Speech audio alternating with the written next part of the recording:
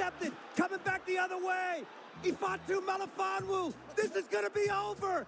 Lions are going to win it. Lions are bringing the NFC North title back to Detroit. Welcome to Rockhound Detroit Lions Rise and Grind Morning Show. So Seth Walder hammers the Goff contract. Now, I don't get this. I mean, are they just trying to find something to write at this point? I feel like that's it. But the Lions did not receive a favorable grade, and this was written by John Macaroon of All Lions Fan Nation, where he goes on to say that the Lions did not receive a favorable offseason grade from one writer.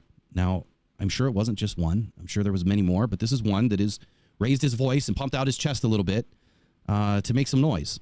So this article goes on to say by John Macaroon that the Detroit Lions front office has been praised by numerous analysts for their offseason decisions this spring. For one ESPN analytics writer, Jared Goff's massive contract extension sinks the Lions' offseason grade. Before I go on, well, what happened with Trevor Lawrence's contract? I mean, there is no way that he deserved that kind of money. He's done absolutely nothing. I mean, doesn't even compare to what Jared Goff has done in this league. Multiple playoff wins, Super Bowl appearance, NFC Championship appearance, a top 5 quarterback in almost every single metric that really matters. Forget the bogus PFF stuff, that they make up to drive narratives. How on earth does Trevor Lawrence get a contract like that? So I can't wait to see what Seth Walder should write about Trevor Lawrence. I'm just being honest. So only 5 teams earned a worse grade, as Detroit only earned a C from Seth Walder, where he had this to say. The most important transaction the Lions made was the 4-year, $212 million extension that they handed to Jared Goff. It's not a move I can endorse at that price, and it has the potential to hamper the organization for years. I don't know what team he's watching, because if you look around this roster, I think we're pretty solid. And not only are we solid, but you guys hear me talk about roster roulette quite a bit, right? I have to say, I mean, that's a term that I coined and I made up, and I swear to you, it looks like Brad Holmes is doing that exact thing. Now, I don't know for a fact, but if you look at when he's bringing players in through free agency, the draft, and how he's organizing these contracts, that's what it looks like to me. It's almost identical to what I have in my mind as to how it really should kind of work with an NFL team that's rebuilding, that's kind of doing it fresh, starting from the beginning. They're not just laying out a plan for year 1, but they're looking at year 10. How do we get to year 10 with money in cap space and not only that, but assets, to be able to bring players in through the draft and continually, build our guys and shape our guys, mold them, develop them. And it's exactly what he's doing, in my opinion. So we're bringing guys in that are young. We're not spending a ton of money in free agency unless it's our own guys. Jared Goff is the only free agent that has received such a large contract from the Detroit Lions. And I think next to him, you're probably looking at DJ Reader, which was a 2-year, $29 million contract. But I think, it's more like $15 million with the guarantees. So I don't think that the Lions are doing anything that is going to impact the amount of money that they have available. I think that as long as they can sign their rookies every year and have like 20, 30 million left over to kind of play with. So, right around that $40 million mark every season, I think they're going to be just fine. And I think that they've proven time and time again through all of the drafts that they've done so far that they're able to draft the guys that fit this team and are able to play day one. Walder goes on to say this. He says the most important he goes on to say this, says Goff is a divisive talent, but I think most would agree he's not a top 10 quarterback. I don't know what most room he's sitting in, and that offensive coordinator Ben Johnson deserves a fair share of credit for Detroit's offensive success. I don't agree with that either. I mean, I think that Ben's a big part of it, but if you remember what Ben Johnson and Dan Campbell and everybody had said, they are building this offense around their quarterback. They're not building an offense and then trying to fit, a round peg into a square hole with a quarterback that they're getting off the street or a quarterback they're getting in the draft. They built this around Goff because they knew what Jared Goff does very well. They built this around having an extremely good offensive line. Jared Goff is one of the most accurate quarterbacks in the NFL. Matter of fact, more than 80% of his throws last season were on target. There was only one other player in the league that had a better mark, and that was Dak Prescott with 83%. Is 3% going to make or break your season? Doubtful. But Goff being the second best quarterback with accuracy in the league should tell you something. And no, I don't want to hear he can't throw the long ball. That's all timing. That is continuity. That is gelling with your players.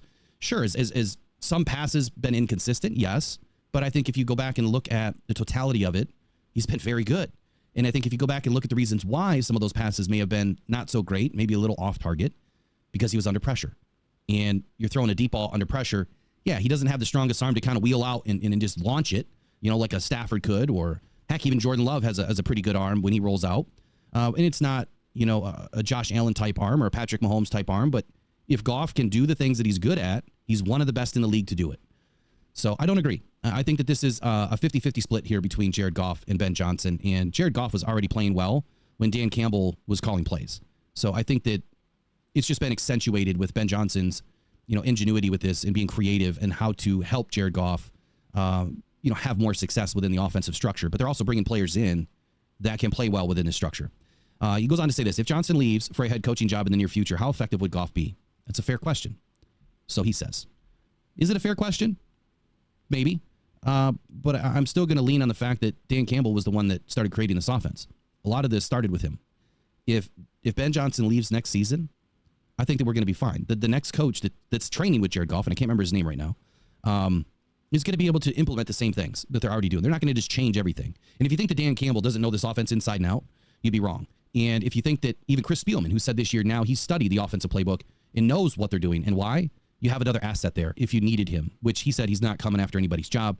He loves what he does. But Chris Spielman is kind of like that, ace of hearts in the back pocket if you need him. So I don't agree with Seth Walder here. I think that this is a pretty poor take. I think that the Lions are doing everything right now. I mean, could they do some other things that maybe I would want to see? Sure. But that doesn't mean that what I want is right. I think this is another quote by Walder here where he says, what are the odds that the Lions want Goff to be their quarterback in 2027? I'm not sure that they are high. I'm not sure they are that high, and the downside is significant if the team decides to move off Goff in the next year or two, like the Rams did when they sent him to Detroit. Well, the Rams sent him to Detroit because Sean McVay failed to develop Jared Goff, right? They were just in go mode, and they didn't try to build around Goff. They were just kind of pulling and plugging pieces. Never once did they really develop Jared Goff. He went and brought him to a Super Bowl, brought him to the playoffs. It wasn't all Jared Goff's reason as to why they failed. And it wasn't all Matt Stafford's reason as to why they won the Super Bowl. They had an incredible team. And that's what Jared Goff also has. And look how well he's playing. If you want to see a great insight, Chef Talks Lions did an insight last night in his podcast talking about the development. And there was a video that came out this morning about 7 a.m. Talking about Sean McVay failing to develop Jared Goff. And I thought it was great insights. Check it out on the All Grit podcast at the All Grit Pod. Walder goes on to say this. While there probably is some value in the team demonstrating faith in its quarterback, this was an awfully expensive way to do it, particularly in terms of costing future optionality, nice word, for him. I don't agree, man. Not at all. I think that the Lions are doing just fine. I think that Jared Goff is the guy that we want behind Frank Ragnow, and I wouldn't want any other quarterback heading into 2024. And for simple fact, that there's been a lot of talk in this offseason about Hendon Hooker being, the guy and the future guy, and he may be a future guy. It could be 3-4 years down the line. But as we've seen, a lot of people got their hopes up about Hendon Hooker, and he's had a lot of trouble this offseason just being accurate, where Goff doesn't have that trouble. So sometimes what we want is not the right thing for the team. And I'm not throwing shade on anybody that wanted Hendon Hooker because I wanted him to be drafted by the Lions. I was pretty clear about that prior to the draft last year. It's just sometimes what we see is not really what's happening. Sometimes the things that we read is not really the truth. And I think that we leave it up to the guys that are doing a phenomenal job right now, which is Dan Campbell and Brad Holmes and the rest of the staff for putting an excellent team together. So much so that even the Pack podcast, which I happened to catch this morning while I was assembling some things, I think it's called the One Pack podcast or the Pack podcasting. I don't know what it's called. But anyway, just happened to hear it. And they even have the Lions as favorites this year to win the NFC North, which I found a little inspiring. So, all right, let me get into the chat here. What do you guys have to say about Jared Goff, Seth Walder throwing Jared Goff's contract under the bus? What do we got in here? Rick says, if you say Goff is not a top 10 QB, you should probably watch some football. Joseph Ostin says, accuracy is the first trait. Chip Bradshaw says, this is the first time I've seen great personnel from ownership to kicker. Best. We got some information on kicker today, too. Best overall Lions organization from top to bottom. Chef Talks Lions says, I don't know what these guys are talking about with money. It's like they don't know about salary caps and how contracts are structured. Only clueless franchises cripple themselves with contracts. Great point, man. And have we seen the Lions do that yet? I mean, are we expecting them to do that ever? I don't see it. I think that they're too smart. They have learned from every GM before them, that has come into the Detroit Lions front office and said, that's exactly what we're not going to do. As long as we don't do that, I think that we'd be pretty good. The Quinn Trisha era was much worse than we really think. And having that back-to-back, with Matt Millen, and what was the other gentleman's name? Martin Mayhew. They really crippled this team. That's what crippling a team looks like. What Brad Holmes is doing, with Mike Disner and Rod Wood and Brad Holmes, and Dan Campbell and Sheilham, that is not crippling a team. It's anything but crippling a team. On Jared Goff's contract, look, was it a lot of money? Sure. But as Dan Campbell has always told us, it is much easier to get worse at quarterback than it is to get, better. And I think that that's a very fair point. Tell me 10 other quarterbacks that we could have actually had, that we could have signed, one for less money, that you would have wanted on this team. Because I'll tell you right now, out of the top 15 quarterbacks in the league, they're either locked up or they ain't going anywhere, or they would have wanted the same amount of money. I mean, I've heard rumors right now that Jordan Love is about ready to sign a contract that could pale in comparison to Jared Goff and be like the second or third highest paid quarterback in the league. Just a rumor. But if that were to happen, I mean, I think that tells you how wildly out of control contracts are becoming. And I will say that. I do believe that the contracts are getting a little bit out of control. And I do believe that the NFL ownership, all 32 teams and Roger Goodell, are probably going to do something. I don't agree with it. I mean, I do think the contracts are pretty high, pretty steep compared to what the overall number is for these teams is, as far as cap space. That I could agree with. It's just not to the point yet right now where it's going to cripple a team unless you're doing other things to add to that, like signing, a bunch of expensive, defensive linemen or cornerbacks or receivers or multiple of them, and you're not developing behind them. And the Lions are developing. That is their number one thing that they do and do well is development. Draft and develop. Draft and develop. That's their goal, at least from what I see. I don't know that firsthand. I haven't had a conversation with Brad Holmes, but at least that's what I see.